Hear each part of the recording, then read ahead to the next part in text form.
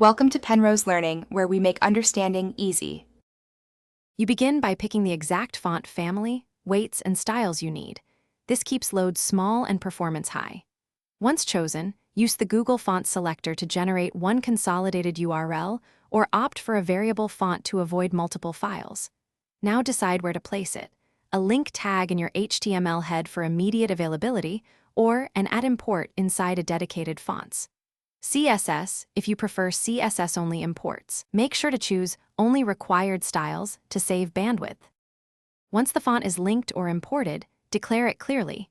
Use font family with a readable name and include a fallback stack to avoid layout shifts. Prefer font display equals swap in the URL so text remains visible while the font loads. This improves perceived performance.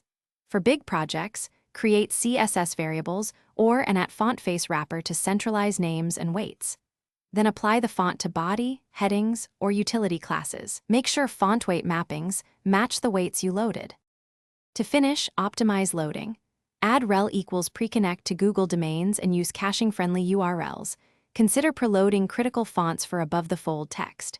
If privacy, control, or performance requires it, self-host WAF 2 subsets and update your @font-face sources. That reduces third-party calls. If fonts don't appear, inspect the network. Look for CORS errors, incorrect MIME types, or 404.